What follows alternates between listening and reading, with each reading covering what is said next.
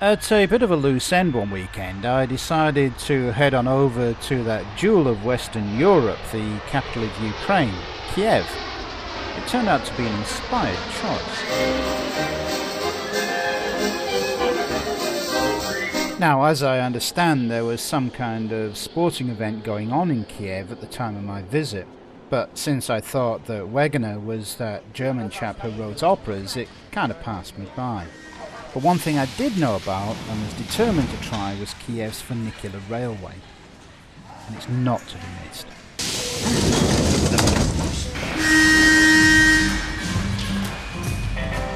The moon and stars, oh my God. Someone asked me 10 years from now, will I? If I'm alright, hell no, still not. Just me and the upper road, how they going on? Oh yes, just me and the upper road, got it going on. Just me and the upper road, got it going on. Just me and the upper road, got it going on.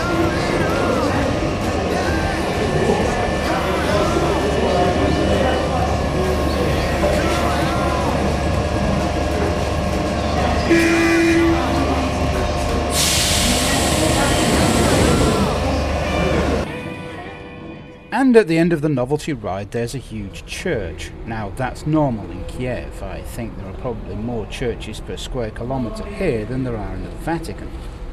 This is St. Michael's Golden Domes Monastery, which dates back to the 11th century, but not this incarnation. This is a modern reconstruction. Between 1930 and 1936, the irreplaceable 900-year-old original buildings were demolished by communist authorities, who then ran a competition to see what local architects wanted to do with the vacant land.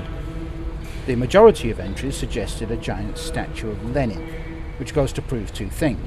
The competition was not anonymous, and that arse-kissing is by no means a modern phenomenon. Okay, what goes up must come down. Opened in 1905, thereby avoiding the embarrassment of being called the Vladimir Ilyich Lenin Transit System or some such nonsense, the funicular railway is only 236 metres long.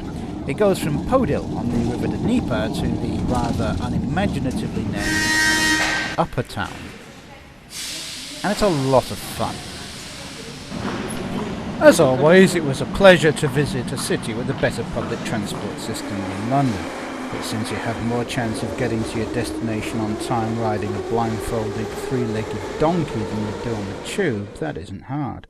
Still, if all roads lead to Rome, then all roads in Kiev lead here to the Maidan, the main square. And I don't know what this is all about, but I really hope he has a good chat-up line. Properly Maidan Nezalezhnosti, or Independence Square, it's where the May Day celebrations are held every year, and it's where the Orange Revolution took place in 2004. A groundswell of public protest about widespread electoral fraud which had cost local lad Viktor Yushchenko the presidential elections, the Orange Revolution was supported by the Ukrainian Supreme Court, which ordered new elections, which Yushchenko promptly won. Unfortunately, this heartwarming spirit of comradeship didn't spread to the Ukrainian secret police, who tried to poison Yushchenko with dioxin. Now, if all of this sounds a bit bizarre, it just goes to show that you don't understand Ukrainian politics. And again, neither does anyone else. Okay, I have no idea what's going on here, but he's obviously not having as much luck as his mate, who evidently did have a good chat-up line. No wonder they're an endangered species. Another thing you'll see in abundance in Kiev is reminders of the fact that though the USSR was a late entrant into Euro 1939, they did beat Germany in the finals in a penalty shootout in Berlin in 1945. Having said that, the Ukrainian contribution to World War II is almost beyond belief. Out of a population of 41.4 million, 6,850,000 people died. Now compare that to the UK, which had a similar population but lost less than 451,000 people. And it's not as if the Ukraine started the war firing on all 11 cylinders anyway. Another city, another memorial to another famine. In 1941, Ukraine was still suffering the effects of a disastrous famine that struck between 1931 and 1933. It killed between 2.4 and 10 million people. The exact figure depends on whether you're reading a history written by a Ukrainian nationalist or a USSR apologist. Like virtually every famine in history, this was genocide. Stalin determined to bring Ukraine under control, and he did this by collectivizing farms, imposing ridiculous collection quotas, some of which were 15 times more than the farms actually produced, sealing all the borders, and declaring all food to be state property. Now by state, he meant the USSR, and he didn't mean the word property in the Marxist sense either. The OGPU, the great-grandfather of the KGB, took the lot, and they weren't fussy about watching people starve to death as a result. History just repeats itself, doesn't it?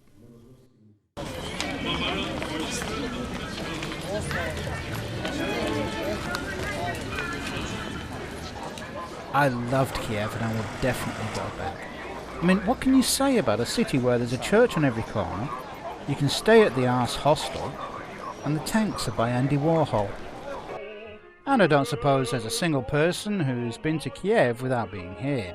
This is the Rodina Mat, literally the mother of the motherland, designed by Russian sculptor Yevgeny Vuchetich, who, unsurprisingly, is known for his monuments to all sorts of proletarian heroism. Now, Rodina Mat may be heroic, but she is in no way Ukrainian. That's a state symbol of the USSR on her shield, and anyone with an O level in geography knows that she is precisely aligned, looking directly towards Moscow.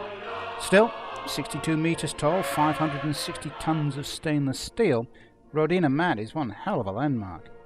And if you think there's an element of anything you can do, we can do better, comrade, going on here, then you are very probably right.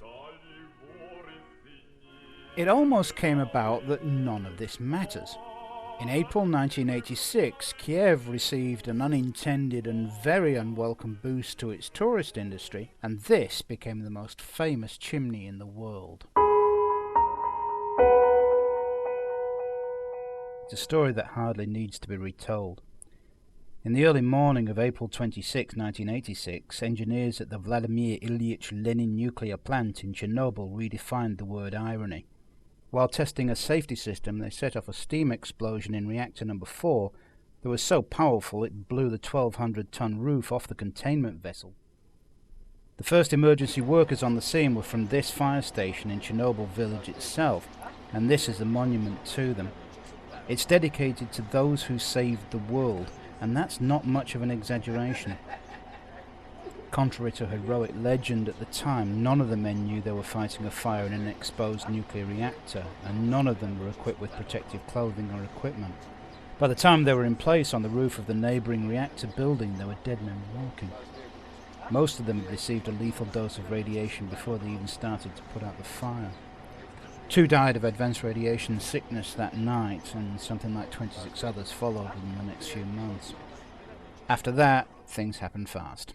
This is Kopachi, who was evacuated so quickly that there are still toys scattered about the kindergarten left where they were discarded by children who were happily playing as the reactor burned just a few kilometers away. And this is Pripyat. Established February the 4th, 1970, disestablished 27th of April, 1986. 49,400 people were evacuated from this once thriving town, which is just a few kilometers from the reactor itself. On April the 27th, 1986, every inhabitant of Pripyat was treated to the following announcement.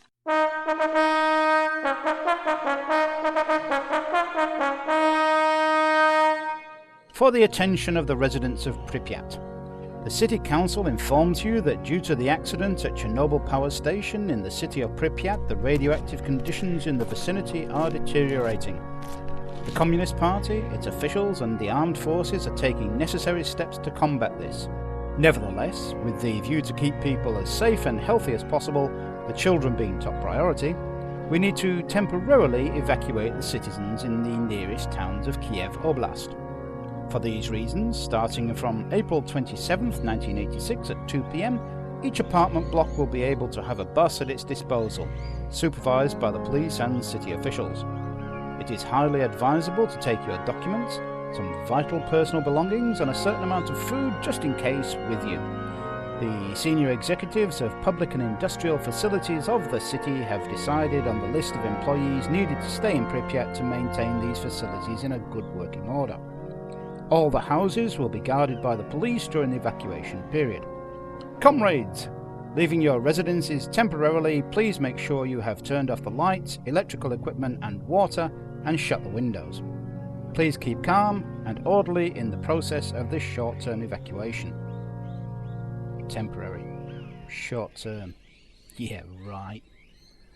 The only thing short-term about Pripyat was its occupation by human beings. Mother Nature now rules, and she's busy reclaiming her property. If you want to know how well she does that, this is the Pripyat football stadium. These are the stands, and this is the pitch. A quarter of a century after the event, we've become blasé about Chernobyl because it was only very recently that we found out that it could have been much, much worse. What wasn't revealed at the time is that the molten core was burning through the reactor floor, heading straight for 20,000 tons of highly radioactive water. If it had got all the way through,